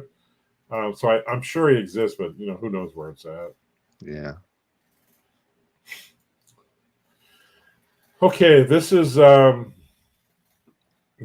cover I got from Nick Barucci. Oh, that's right. Because when I was looking at this, I'm like, I thought maybe we featured this on a CAF date or something, but this is the piece that you got. All right.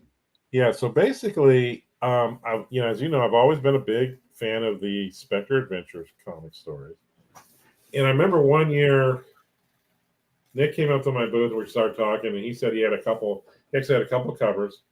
And I said, well, can I see which covers you got? And he showed he had the cover to Adventure 434 and 435, this one. And I was thinking, wow, how great is that? So I was thinking maybe about a year later, we were talking on the phone, and I was like, well, I said, Nick, would you ever consider selling that cover? If you would, I'd really be interested in buying it. He says, well, yeah, I would, he says, it's not a character that I normally collect. He said, but he said he bought it directly from apparel, maybe in the mid 80s or something, for like $500. But he quoted me a price, and I thought price was fair. It was high, but I thought it was fair. And so we ended up doing a deal, and I paid him, and he sent me the piece. And the interesting thing about this piece, Bill, if you look at the listing, the original image is a little different than the printed image, and you can see it says Apparo's original art version on the board. Basically, it was a Spectre. The woman was a little bit closer, and she had a more terrified look on her face. And then the wooden boards are in the back of the villain. No, that's not the image. Huh. So they just altered it a little bit. They altered it a bit. I don't know why. I heard rumors that they thought the woman was too terrified looking, so they put a more docile look on her face. And the boards, I don't know, they took the boards away. So anyway, there was several paste or patches done on the book itself. So when I had Gordon, restore it for me. Basically, he did. I think he did 2 different layovers. Yeah, that's the original board. That's what's on the original board. Okay, Mm-hmm. you can see the woman's closer with a more terrified look, and then you have those wooden boards, in the background. Right. And basically, the editor had all that whitened out, the woman and the boards, and he had Jim redraw the woman, and for the final cover. But then they also this cover is also a bit unique in the fact that they did the background to the logo in black instead of white. And I'm not sure why they did that, but it gives it a really, it helps to really make the original art pop, Yeah. Where the logos the logos in black. On the original board, it's in white. I think Right. that's the original board, right? But then if you look at the, there you go. Yeah, no, that's before conservation. Okay, that's how I got it from Nick. All right, but you see where they're blackening out part of the logo? Yeah. I'm not sure why they did that, but so basically what I did was I had Gordon remove the white tape, that was covering the, the wooden boards and the woman, and then I had him put on an acetate this woman, on a single acetate, and then I had him fill in the rest of the black logo, just to make it so it's just to make it consistent. Right. And it came out really nice. I mean, it's I've never seen another one with a black, with a black logo. Yeah, that is curious. It's a beautiful cover, though. Yeah. Let me see. What was it? Okay. This is out. It's the only one that kind of stands out as being not like the others. This is okay. This is a gold. This is a page from 7 Seas #3 by Matt Baker. It was. I got this from Zadig, a while back. Basically, I bought another page from him earlier on, and but he wasn't ready to sell this page at that point. I said, well, if you ever do, just please, at least give me first shot. He said he would, and he did. And and I bought this, and I how popular the 7 Seas covers are, especially 4, 5, and 6. For the comic book collectors, and so I always wanted a nice example of a Alani South Seas Girl original art, and this this fit the bill. You just don't see this. You don't see this artwork come up very often. No, I can't. I mean, there's got to be a few pages on CAF, but still, it's there's a few. Yeah, there are a few things on CAF, but they're few and far between. Yeah. But they reused what they did though. They reused. I had Gordon go in, and he had to fix a lot of this because they reused a lot of the 7 Seas pages. They reused for Buddha, and on this page, they had whitened out all the swords. They turned it into a fist fight basically. Because this is around 1946 or 47, and then Buddha was about, I think, around the mid 50s, 55. So I guess they were thinking, a sword fight to the death was a little too extreme for the readers. So there was a whole lot of whiteout on this page, but I had Gordon basically go in and chip it all off because I wanted to see the original. The only thing I wanted to see the original art with the sword, the sword fight. But all I did was I had him leave the dress because the dress is more in line with her dress on those 3 covers. The red dress with the black floral design. So I had him leave the dress alone. Oh, no, Gordon does good work, Yeah, he and does. Zadig tends to have a line on a lot of rare stuff, so it doesn't Yeah, and surprise I've done me he's several a fan. deals with Zadig, and he's always been very nice and very fair with me. So I mean, you know, no problem with Zadig at all. I think he's, and he has a wonderful collection himself. He does, and there's only one other Matt Baker Seven Seas page on CAF right now. It's in Jeff Singh's CAF Gallery. So I knew I hadn't seen that many. Yeah, Wow. they're definitely not common. They're very rare.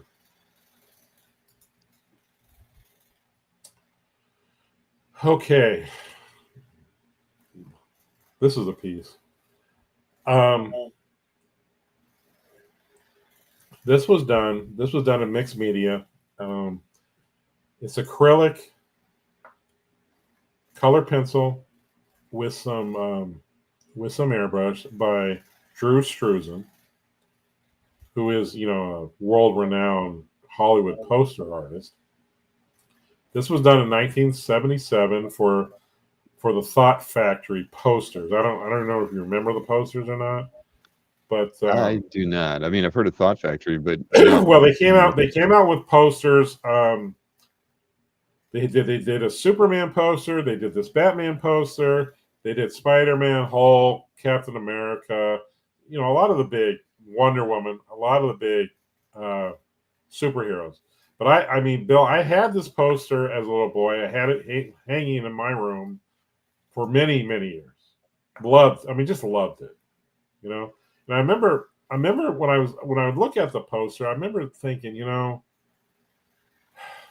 with all the different renditions of Batman, interpretations of Batman, and all the different artists that have ever done, that have ever drawn Batman, I remember thinking, if he really truly existed in reality, this is what he would look like. So, and I never thought I'd own the original, but basically I got this off of Comic Art Fans. Uh, another collector had it. He had it in his gallery, and I messaged him. I said, "Hey, look, I know it's not for sale, but if you're ever interested in selling it, please let me know. I really like it, and I'd be interested." And so he messaged me back. He said, "Well, I might be interested if it's the right offer." And so we went back and forth, and I made him an offer. I made him an offer that I thought was very fair, and gave him because I knew what he paid, and I made him a fair offer of a good profit. And he kind of says, "Well, it's kind of like, well, maybe trade, and your Son of the Demon cover." I'm like, "No," I just no. I said, "Don't." I not said, that one. That's not even. That's not even. That's And it's a huge not piece even a too, right? possibility." This is I said, like "No, 2 foot by 3 foot. I mean, it's a large artwork. this is a large piece." And so basically, our first go around, we could not make a deal. Okay. But then about, I would say maybe 5 or 6 months later, he contacted me again and said, "Hey, look, I'm more motivated now. Are you still interested?" I said, "Sure, I'm interested." And he said, "You still willing to pay what you offered?" I said, "Absolutely." So basically, I wired him the money, and he FedExed me the piece, and I'm a very happy camper. It's one of those images that, again, Bill, it's the right character, an iconic image, um, of a super talented artist, a world renowned artist, with a strong nostalgic tie to my childhood. So it's just, it was one of those things that it was a, it's a dream come true is what it really is. You know what I mean? For Yeah, me, I mean, Struzan art, it's not cheap and it's hard to come by. it And is not cheap. I remember I asked a couple of my friends about what they thought of it, and a couple of them were like, it's not, it's like they were kind of poo-pooing it. It's only worth this. It's only worth that. I'm like, I was like, do you even know who Drew Struzan is? He's like, no. I'm like, well, Right. I mean, trust me, it's worth a I can't lot even more than imagine a value, but it's a yeah, I worth a would kind lot of. more than $5,000. Oh yeah. Okay, I mean, Yeah. Well, you have a prelim with the piece, like a pencil prelim. The pencil prelim may be around that is five. not okay, but that's not mine. Oh, that's not That. yours. But No, that is not mine. I just showed that just to show people what the prelim looks like. I do not own the prelim. okay. Okay. But that was Drew's prelim. Um, and then I think I have a image of the poster too, which you can see that they kind of stripped in some of they kind of stripped in blue over the pink areas. I guess they thought that the pink areas were not Batman-esque or whatever. But then he, in the bottom panel is from a Neil Adams. It's a Neil Adams panel. I mean, Drew, it's painted. It's actually artwork on it, but that was Neil, because I remember I got a poster from Neil one year at the Comic-Con where he signed it for me, because he did the bottom panel. But I had that poster in my room, hanging in my room for years. Yeah. He also did a Superman, Drew also did a Superman poster piece that is just fantastic as well. Well, that's. But you never saw any of those posters? No, I don't feel like I have any, because this Oh is not man, a. they are great. I mean, but again, Bill, we're going back to, remember we were talking about the '70s, how a lot of these DC and Marvel, they were doing all sorts of merchandising. All sorts of different stuff. And this is one of it. I mean, these posters were just beautiful. Obviously Alex Ross has taken up the mantle of the more realistic paintings of the superheroes and whatnot. But this was way before Alex Ross. Well, I'll do some research. It'll make Marcus happy if I check out what the other posters were from Thought Factory. Yeah, please do, because they were great. Because I had, like I said, I had the Superman poster. I remember I had the Hulk poster. Now Drew only did the Batman and Superman, which are probably the two best ones. But there was a Hulk, there was a Wonder Woman, there was Captain America, Spider-Man. They were all really, really cool. I just love those posters. So moving over to some John Byrne. Yeah, this is John Byrne pencils and Jim Aparo inks. This is an origin page from The Untold Legend of the Batman #1. And this was a 3-issue miniseries. It was published in 1980. And it basically I believe it was written by Len Wein. And, in my opinion, to date, it's still the best, most in-depth, intricate retelling of the Batman origin ever published. And again, I got this from Bashara. I got this from Bashara at his show in Redondo Beach. He just had this in one of the portfolios, and I pulled it out, and I was trying to negotiate the price, and he looks at me, with this unbelievable, this look of unbelief. He said, "Rob, come on, man, this is iconic." And I said, "Well, yeah, I can't argue." Many of us have seen that look from Bashara before. Yeah. Like, how dare you ask for a discount? Yes. But He's it's very. I remember reading this as a boy and just loving it, because even though I was familiar with Batman, there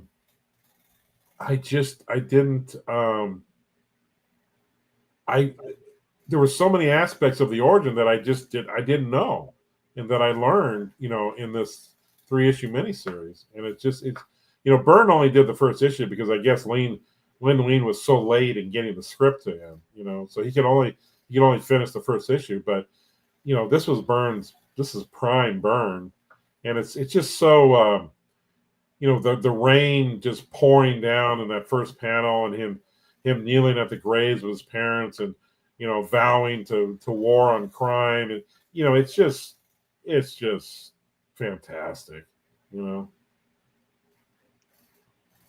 Yeah, it's great, and with the Aparo inks just kind of adds Yeah, that.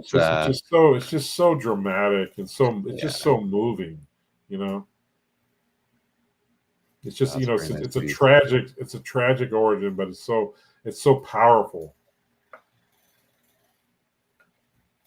So And you it's have a few burn pieces in your calf too. So it's I won't. Well, here I I'll have just. a few. Yeah, I have a few burn. Not I don't have much burn, but I do have a few. I mean, I like. I mean, I'm a big John Byrne fan. I think he was a wonderful artist. Just Or fantastic. I threw a link in the chat to that cap page of yours with Baron Blood. I mean, such a good storyline, and that fifth Oh yeah, that's from with the Cap light. It's such a good page. 254. That's from Cap 2. Oh yeah, that story. That's a two-part storyline where Cap goes to England, and Yeah, I'll just it's throw it. just I mean, that's just such a great. that's such a great image. That's This whole such a page. great. It's such a great storyline, though. You know what I mean? It's just so intense. Yeah, You know, that's a good one. Wow. yeah, Baron Blood.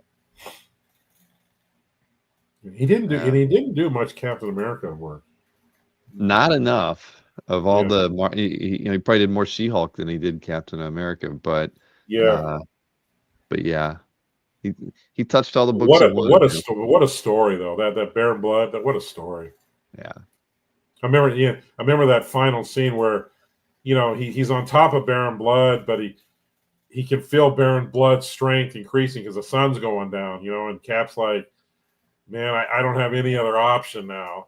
Because he's like he's literally ripping his costume off of his chest. You know what I mean? And Mm-hmm. Cap just takes his shield and just brings it right down his neck. It was a It's so shocking great, ending. huh? That was a shocking ending. No, I mean that was one of Well, my yeah, because all-time I mean, favorite stories. Cap doesn't kill, but I mean, this guy's already dead anyway. But it's just, it's just like, man, I don't have any other choice. I mean, it's either I got to kill him or I'm going to die.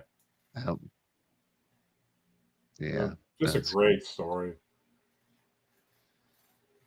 Oh, let's see here. I think we're going back to little DC. We have Spectre. two of your Spectre favorite characters together. Okay, this is I believe this is from Spectre Annual 1. And I did a write-up on this about the story. The story is the story was just it was like a Golden Age story because this is when they first met, I believe. And it harkens back to the Golden Age. And it contrasts the Spectre, even though Dr. Fate is very powerful, he's a very powerful Egyptian mage, right? But it contrasts him with the Spectre, where the Spectre, Dr. Fate may be powerful, but the Spectre, he's the major power. And I remember him during the climactic scene, he tells Dr. Fate, Spectre's fighting this elder god, and from the Thulu myths, and he tells Dr. Fate, close the portal behind you, and I'll deal with this. And Fate's all, well, you'll be trapped inside, and Spectre's just all obey. Like, don't worry about that. I got this. And it's just a fantastic story. And in the art, the cover is wonderful too. I mean, this I got this off of Josh's site, Comic Link, and I was thrilled. I loved it. I also have the splash, the title splash to this. I think it's called Lost in Memory, because it starts off with Jim Corrigan returning to the scene of his murder, where he was murdered back in 1940 by Gat Benson and his mob gang. And it's a very somber, melancholy scene, and he's just reflecting, and he's talking to the Catholic priest about what happened to him, and I highly recommend somebody to get this book and read it. It's a wonderful story, just wonderful. Well, it's a great cover. Yeah. Now this one. Okay, this is another piece I got from Bashara. This is when I bought this from Bashara, we didn't know it was published. We suspected it was because it had that look to it, but we didn't know where it was from. You know. So anyway, but Bashar knows that I'm a big Captain Marvel Jr. Mary Marvel fan. So he sold this to me, and a short time afterward, I finally found the image where this was published, and it was it was part of the Mary Marvel fan club. I think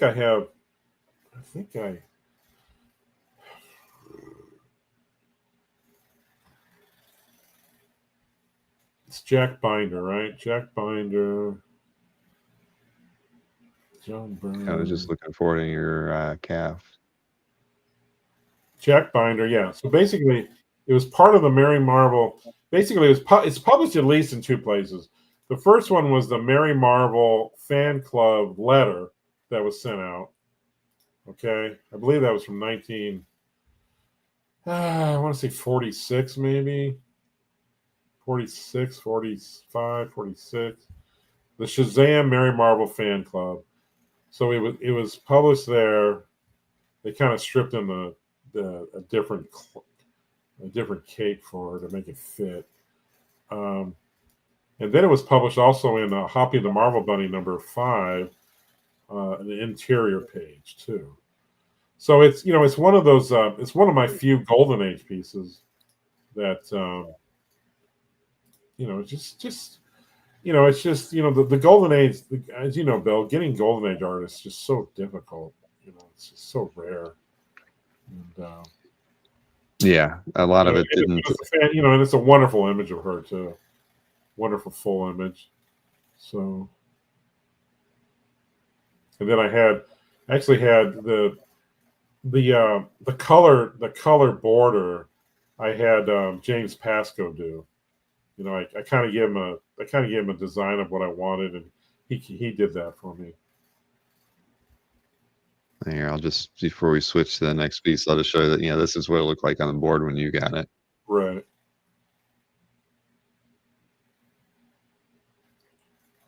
Yeah, Pasco's done, he's done that kind of work as well. I think he's known for being able to kind of recreate the cover elements and stuff. Yeah. No, that's great. Let's see. Oh, this is a great Supergirl cover. Okay, this is God, who is that? Gary Frank. That's Gary Frank and Cam Smith. Supergirl #2. This is from the early. I think this was published in the early '90s. I think. I'm a Supergirl fan. I like Supergirl, and I remember buying the series off the stands, and I remember I think I had the cover to #14, which had Supergirl. It was a nice cover. It had Supergirl standing on a map in a circle of fire, and then I had somebody from CAF contact me and talked me into selling it to them, which I did. But then I didn't have a Supergirl cover. But this came up in I think this was another Comic Link auction, and this was my favorite cover from the run. This #2, because it's just so. It's a full image of Supergirl fighting a gigantic cat demon. She's partially in his mouth. She's about to lay the lumber to him, and it's just such a wonderful, dynamic, pulse pounding cover. And so I just had to have it. I was a big fan of Gary Frank's and Cam Smith's run on Supergirl. I love Gary Frank's work, and Cam Smith is a great inker. But yeah, there's somebody mentioned Mickey. You probably had to beat out Mickey to get this one because he's got a few. He's got a thing for Supergirl artwork as well. Who does? Mickey Anamentadu on CAF. Okay, I don't think I've ever met or talked to him. Oh, is he a premium member? Yeah, I can send you a link to his CAF Gallery. He's a big Legion fan, so kind of in that area. Okay. But no, it's a good one. I mean, you replaced the one that you lost with a pretty decent one. So, you know, Well, I placed it. Replace. I mean, my opinion is the best one. better So I one. mean, yeah. Well, no, so the 2 was my favorite. The 2 is my favorite cover from the run. Love it. Just loved it. I tried to buy. I think I tried to buy back the cover. The guy wouldn't sell it back to me. Mm-hmm. I don't blame him. Well, let's see. All right, You just don't see too many Supergirl covers from Gary Frank. Okay, this is Crisis from Infinite Earths. I think it's issue 4. I got this from my friend Ken Rogers. Remember he offered it to me back a while, and I couldn't pass it up because it's as everybody. I mean, Crisis on Infinite Earths it wasn't really one of my favorite stories. I mean, I liked the story, Bill, but it wasn't like a story that really blew me away. But I know how important the story is, and obviously Supergirl dies in the series, saving Superman from the Anti-Monitor. So trying to get a Supergirl page from Crisis is a tall order. I mean, you just don't see them, and especially one with so many great images of Supergirl and with Batgirl to boot. So I mean, this is a page where it's from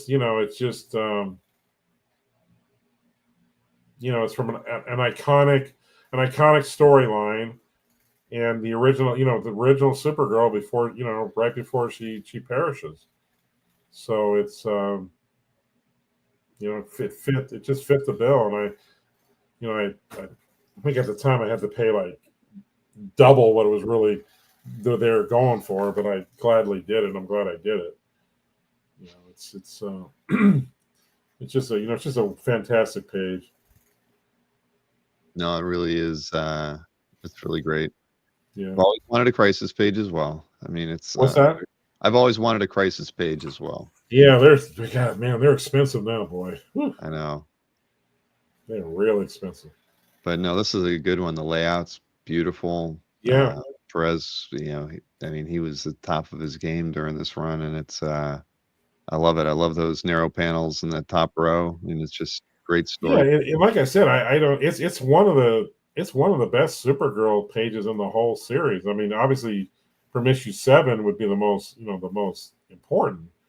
But I've never seen a page from issue 7, so I got to assume that it's complete. Somebody has it as complete. I know who has the cover, but I mean the cover would probably be I don't know, $1 million. It would be very expensive. Yeah, to number 7, it'd be huge money. Right. I mean, come on, if the Black Cat guy, first appearance cover goes for $1 million, I mean, yeah, I get it. And Marcus, Oh, yes. Did that cover go for $1 million? Yeah. Yeah, that lady cover. Ooh. Crazy, huh? Yeah. Where is the art market? I don't know. Where are these customers that are paying this type of money? We ask ourselves that a lot. Where are collectors? But they're out there. All right. Well, we have one piece left to look at, and it actually, I said the other piece, something else was kind of out of the norm, but this one is as well. Oh, okay. This is this is a Jaws recreation by Roger Castell, who was the original artist for that wonderful oil painting that was on the paperback version of the novel, and then they used it for the movie poster. Okay, and I interviewed Roger back in. I interviewed him back. I want to say 2015 for one of my fanzine. This is the cover. I interviewed him for the article I was doing, and hold it back up. I'm sorry, I can switch over to you. Yep, there you go. Everybody knows this image. Oh, of course, it's iconic. And we just had the 50th anniversary, right? Yeah, it is the 50th anniversary now. Now Roger died. I think he died about a year ago. But I bought this because he told me that the original cover the artwork was it's basically been missing. It's been MIA since the movie came out. I guess it went on a went on a promotional tour with the movie and disappeared. So who knows where it's now? Who knows where it's at? But I remember reading an article about it, and the guy that was writing the article, I think it was like came out in 2018 or something. He says, "Yeah, that piece would go for at least go for about 20,000." I'm like, 20,000. I said, "Are you kidding me?" I said, "I'll write you a check right now for 20,000." I said, "That's a $1 million piece." If that ever surfaced, geez. I mean, that's Americana. But so anyway, the original's gone. Roger had this on his site for sale. I know there's a few other. I think there's a few other CAF members that have this recreation, but it was just an opportunity to get a recreation by a fantastic artist. This is my second favorite movie of all time. So I mean, I just loved it. I remember my mom taking me to see this movie. I was 8 years old, and I was just, I just was on cloud nine seeing this movie. Yeah, Castell's pretty famous illustrator. There's not a whole lot of his work on CAF either. I'm looking now. There's only like 30 pieces on CAF, but no, but he's a fine, he's a fine artist. I mean, he's a fine artist. I mean, but it crosses over. I mean, we have a lot of people who collect illustration art. Yeah, but I mean, but he's not a comic book artist. No, he's a fine artist. And I remember him telling me that when he did the original, he basically he was in the studio and he hired a Good Housekeeping model to come in and to pose as a swimmer. Basically, so she posed naked and laid down on these stools in front of them in the swimming position, and that's how he drew it. Wow. Oh man, well that's a cool image to have. Yeah. When did you get this? I mean, because like you said, I know his website's I want to say 2015. I want to say when I got that. I asked him what if he'd ever be interested in doing a recreation, a fully painted recreation of it. And he said somebody else was trying to get him to do it. And I said, "Well, what would it cost?" He said at least $50,000. I was like, wow.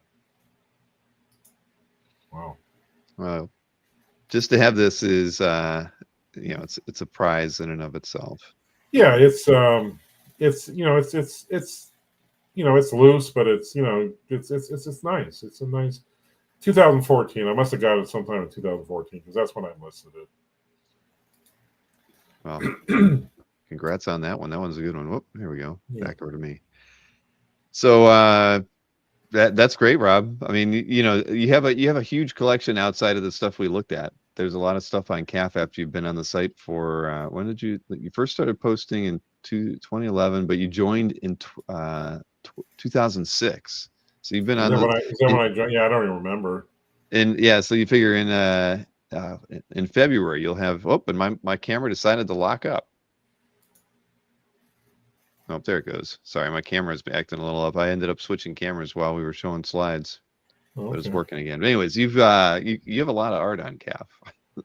So it's good to see. People should check out your CAF gallery. I'll throw the link in the chat one more time, just so people can head on over there. I threw a bunch of likes on your artworks while I was showing it. Any last questions, or did we cover everything? I think we covered all the main stuff. I mean, I think that other than archangels, right? That's and I was looking through your CAF gallery during the conversation, and you used to put out a catalog for San Diego, or at least you did it once, for art. Yeah, I did. The last time I did, I think it was 2018. Okay. Yeah, but the catalogs are dated, so they're dated. They're dated the moment, as so soon as quickly that it's like, I mean, I did it, but it's a lot of work, especially to print it, to get it all designed and printed. And, that's why the websites come in so handy now, because they can be updated on a moment's notice. Well, I threw the URL to the website into the chat so people have it. I think I wrote it in the show description too. So if anybody wanted to head over, I think we crawl your sites. We've kept your inventory. Anything you have up for sale, we actually pull it over. Oh, do And you? Okay, great. uh-huh, yep, Yeah, yeah, we've had your site in our list for a while to kind of just kind cool. of monitor, and it goes over there once a day and keeps everything Well, accurate. we will be set up in San Diego, in booth 1006, right next to Bashar Nostalgic Oh, well, Investment shoot. Then in yeah, I will definitely. Hall B. So We Bashar haven't. has. Go ahead. No, yeah, well, Hall B, yeah, that's a lot of the dealers moved to the other side of the hall, but Yeah, Bashar is on the other side, but he also has two booths in Hall B, and yep, then I help him with one of the booths, and then his helper Mark Holland will be in right next to me. So okay. that's where we'll be during San Diego. Well, I am going to be in San Diego, Are you? and yeah, yeah, so I'll Well, definitely swing by. stop by and say howdy. I will. I'm there through Saturday, so I'll definitely. I don't have a lot of meetings planned yet, but yeah, I'll definitely swing by. I always Are you go out. doing any? Do you do any panels or? We talked to San Diego about doing a panel this year, and they ended up passing on it. We were part of a panel the year before, but yeah, for whatever reason, we kind of pitched them on a concept, and it didn't get accepted. So that's okay. Maybe next year. Yeah. Yeah. Well, they have their own agenda, so. Yeah, exactly. No, they do it, and I get it. They probably can't have the same people always running the same panel. I know they used to do that original art panel that Brian Peck would set up kind of regularly a while back, but he hasn't done those in a while. But Yeah. yeah, it's all right though. I mean, there's plenty of other opportunities. We talk about art here on the channel all the time. Yeah. So, but yeah, I'll definitely swing by. Yeah. Swing by. You have 1106. well, you have my phone number, so just I do. Yeah. Yep. I'll be there. I'll be there from Wednesday all the way through Sunday. So, and Yep. it's a grueling show, man. I mean, oh, I know it's I hate to say it's one of my least favorite shows to go to, but it is. It's a lot of work. It's it's a and lot it's of work. long. It's a lot of It's prep. I mean, costly. if I didn't live in San Diego, I wouldn't do it. It's just too much work. I mean, it's just. Or you get to go home at night, right? Yeah, I get to go home at night. Thank God. I mean, it's just But a lot of people that did it for decades aren't. A lot of people have dropped out. I mean, Mile High Comics doesn't do it anymore. Nope. Bud Plant doesn't do it anymore. I mean, a lot of dealers are just that were staples. Like get priced out. Everything. It's too pricey, and one of the problems I've talked to Bashar about this. One of the problems, a lot of the serious collectors can't get in. They can't get a pass. There's not enough exhibitor badges to go around, and when an exhibitor badge costs what, $500 now? If a dealer. Oh no, they're 725. Oh, that's right. They were $500. They just raised them to 725. They raised it. Yeah. So it's no way. I know. It's not cheap. San Diego is not. It's just not friendly for. It's not. No, it's not friendly for the vintage. For the vintage comic book and comic art. No, I don't think they really value us very much. Well, look at the size of Artist Alley. It used to be so different even 15 years ago, and now it's just. Yeah. I mean, the artists. Listen, it's only once a year. It's still fun to see people and interact, and it gives you a decent feel of the market and how the market's doing. So. Oh yeah. No, hey, it is fun. But yeah, I got it. 1106. I will definitely swing down to there.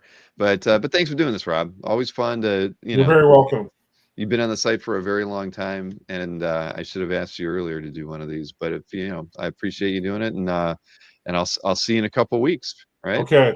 Sounds good. All right. And then thanks everybody for hanging out with us in the chat. We appreciate. Thank you for coming, guys. Appreciate it. And we'll see you again tomorrow night. Take care, everybody.